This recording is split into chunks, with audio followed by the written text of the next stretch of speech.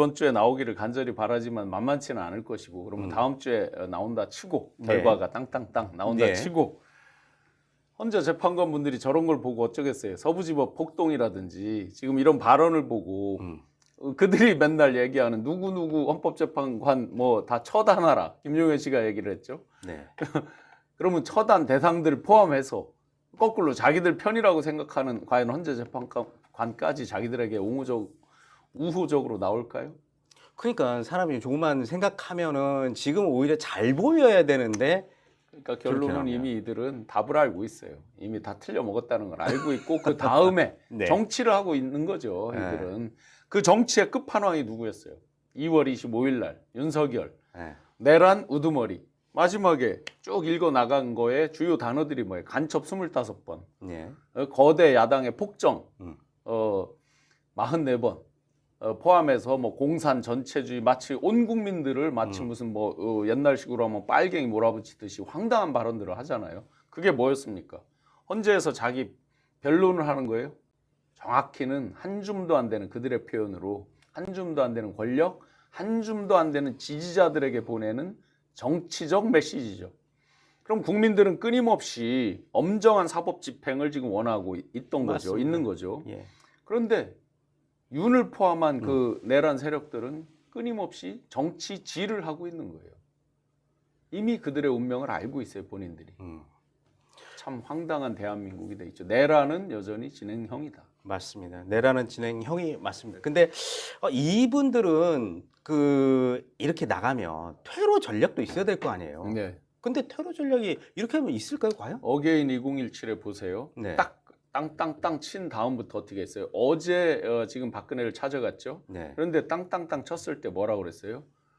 빛의 속도로 손절을 치면서 저 사람 때문에 우리 진영이 다 죽게 생겼다 하고 마치 저 폐급 쓰레기 처리하듯이 네네. 빛의 속도로 자기들이 먼저 버려버리잖아요. 네. 그러면서 사실은 그렇게 쓰면 다시 껍질을 벗기는 노력으로 쓸개를 씹는 마음으로 다시 혁신을 하고 올라왔어야 되는데 그 뒤에 부정선거를 주장하는 또 극우 우경화 세력들 황교안 등등이 당권을 장악하죠. 예. 자, 지금 이제 땅땅땅 치는 순간 이들이 잠시라도 딱 빛의 속도로 치고 싶은데 네. 그걸 못 하는 거예요. 이번에는 그쵸. 어게인 2017에서 약간 변형된 형태란 말이에요. 예. 나쁜 쪽에 학습 효과가 생겨서 음. 이들이 끊임없이 정치질을 했어요. 헌재로 넘어가고 나서도. 네. 그러면서 일정 세력이 형성이 됐어요. 예. 이게 안 떨어지고. 네. 그러다 보니까 어떻게 돼요? 계속 그들의 기대에서 당권도 가는 거죠. 즉 이미 한동훈 같은 사람이 지금 맥을 못 추고 있잖아요. 보다시피. 그렇죠. 예. 일정 세력을 형성하고 이들은 대권은 이번 파하는 뭐뭐 나가립니다 하듯이 하면서 뒤에 당권에 다 온통 초점이 가 있다. 그렇기 때문에 함부로 지금 윤에 대해서 욕도 못하고 질질질 끌려가죠. 테러 모두가 당권에 초점 맞춰놓고 당권을 차지하는 게 이들의 테러예요. 이들 방식의 테러. 대국민을 향한 진정한 반성, 사과 이런 게 테러가 아니고 오로지 당권으로 몰려가서 예. 자기들 재선, 3선, 4선을 개런티 받는 거. 이게 이들의 테러예요. 그러니까 곧 망할 당이 된 겁니다. 그러니까요.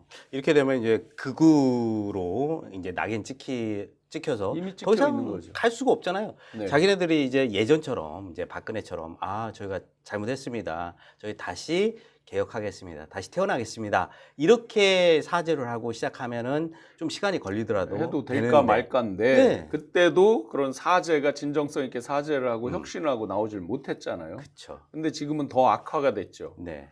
그러고 이상한 더 나쁜 학습 효과가 생겼죠. 그때 당시에 사과하는 바람에 배렸어. 네. 이번에 사과 안 하고 뻗팅기고 뻔뻔하게 나오니까 이렇게 지지층이 생겼어. 이 얼마나 황당한 학습 효과이고 어쨌든 지지층이 생겼단 말이에요. 그러니까 말이 뛰는데 배팅하는 선수들이 잔뜩 붙어 있어요. 예, 예. 그거 쉽게 그 유혹을 물리치질 못해요. 중간에 다시 우리가 그럼 참회를 하고 반성을 하고 보수의 근본적 가치 철학 이런 것들을 다시 세워보겠습니다. 이게 안 되는 거예요. 빠꾸가 안 되는 거예요. 이게 얼마나 국가적인 불행이냐면요. 서울 가본 사람하고 안 가본 사람 싸우면 누가 이겨요? 갔다 온 사람이죠. 안 가본 놈이 이기죠. 박박 무조건 이기니까. 우기면? 항상 가본 사람이 지죠. 여기에는 남대문이 있고 저기에는 동대문이 있고 백날 해봐도 안 가본 사람이 빡빡 우기는데 어쩌겠어요.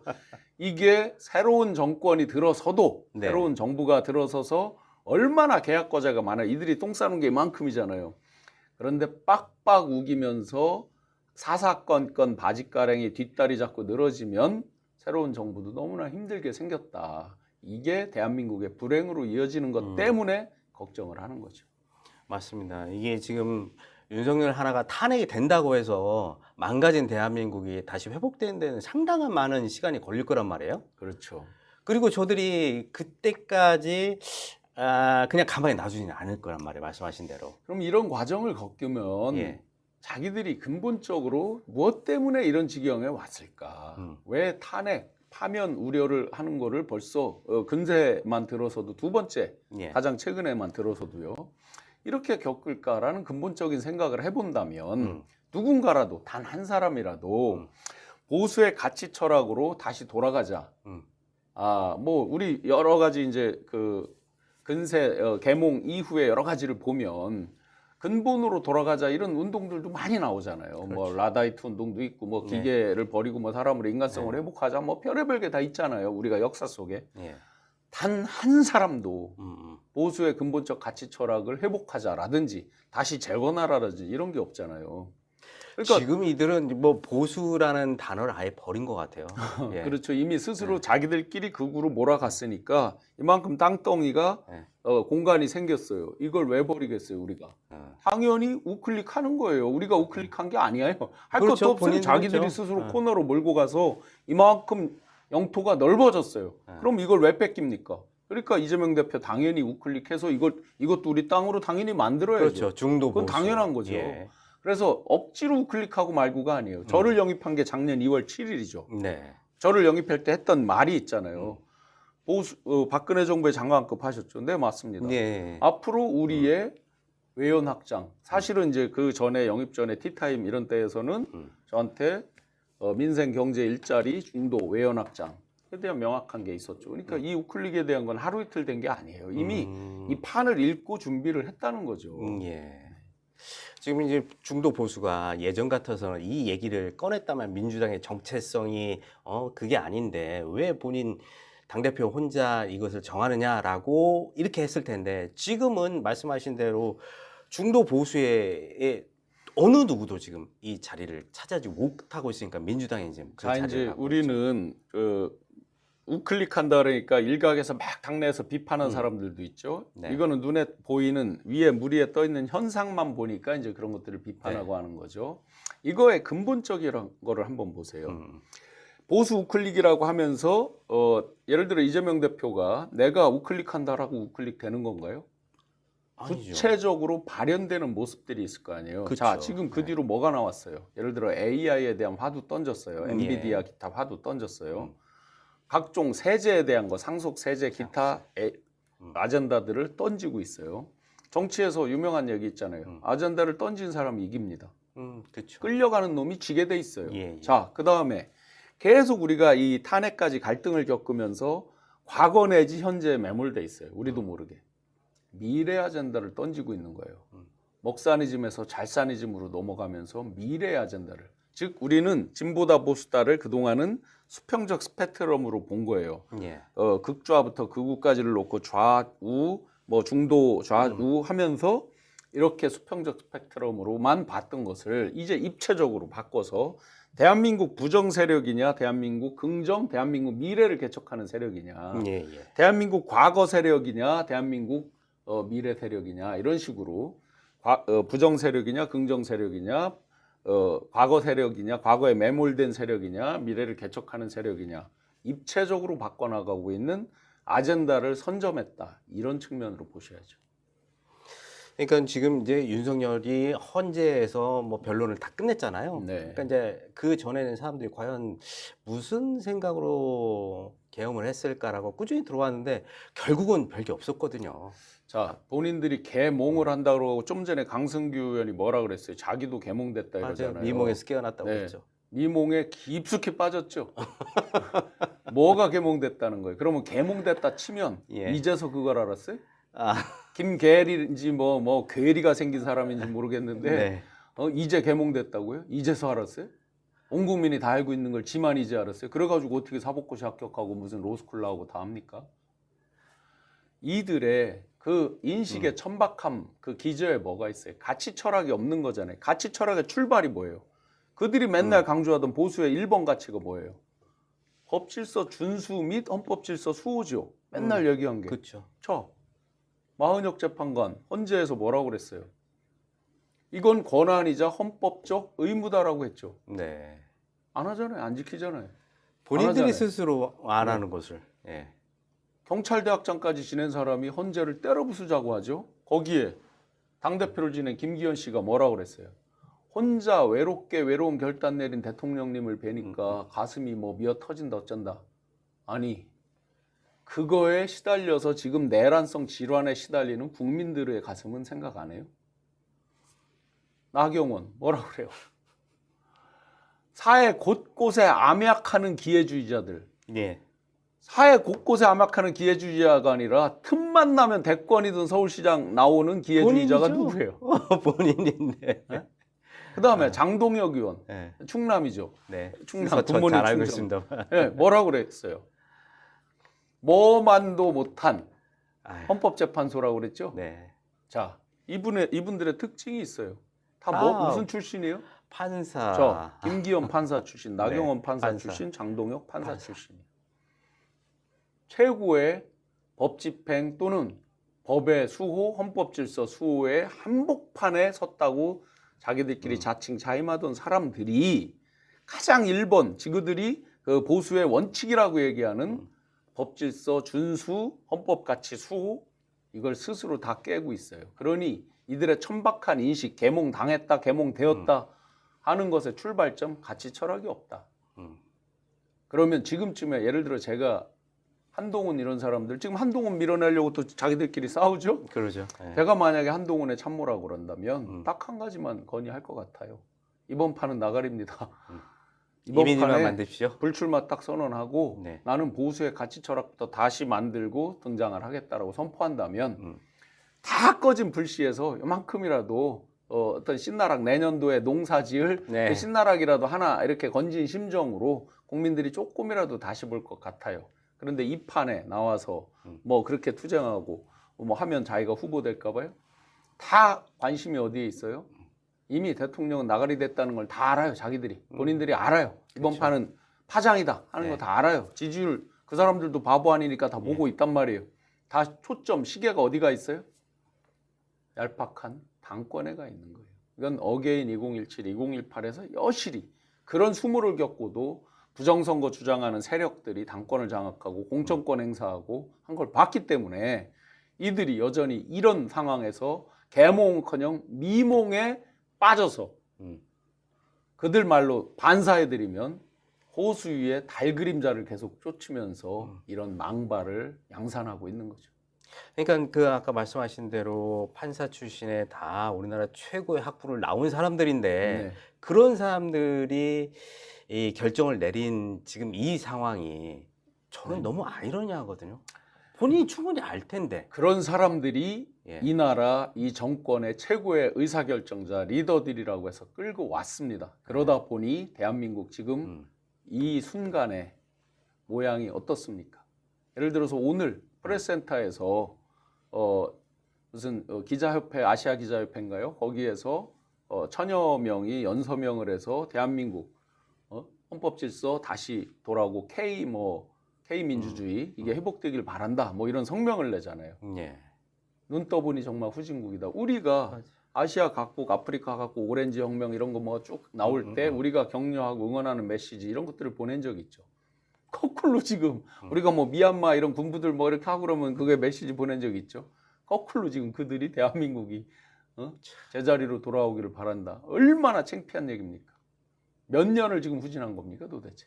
그러니까요. 우리나라는 항상 보면은 뭐 엘리트들이 나라를 지키는 게 아니라 민초들이 서민들이 이게 나라를 지켜왔고. 좀 전에 화면에 틀어주신 중에 우리 충청도 예.